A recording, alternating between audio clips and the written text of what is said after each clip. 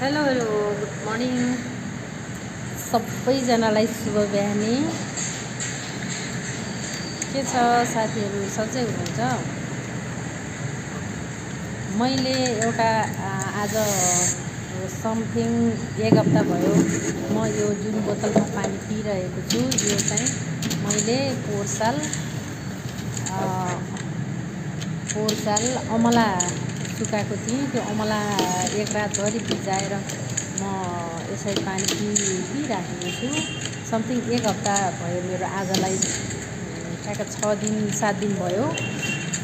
तर यसको बेनिफिटहरू धेरै राम्रो रहेछ होइन। अनि हजुरहरू पनि ट्राई गर्न सक्नुहुन्छ है साथीहरू।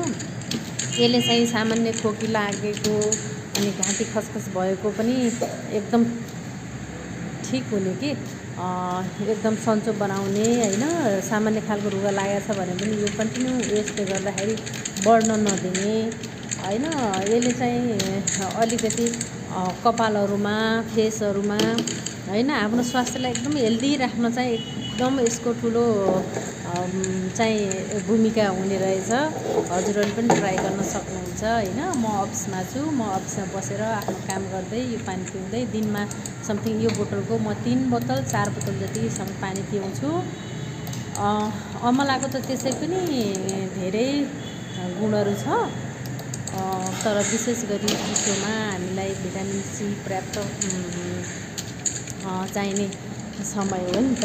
चिसोमा अब चिसोले रुगाखोकी लाग्ने एकदम रुगाखोकी सताउने हुन्छ। अनि त्यसैले कन्टिन्यू यसरी नै हामीले अमलाको सेवन गर्दाखेरि हामीलाई धेरै बेनिफिटहरू हुने रहेछ। सबैले चाहिँ ट्राई गर्न सक्नुहुन्छ है। अमला अहिले त जतिसुकै अमला पनि पाउँछ। अमलाको क्यान्डी बनाएर खान सकियो, अनि त्यसपछि अमलाको जाम बनाउन सकियो होइन। जे जसरी हुन्छ हामीले अमला सुन्तलाहरूको कागतीहरूको चाहिँ जाडोमा एकदमै बेसी नै खानुपर्ने रहेछ क्या।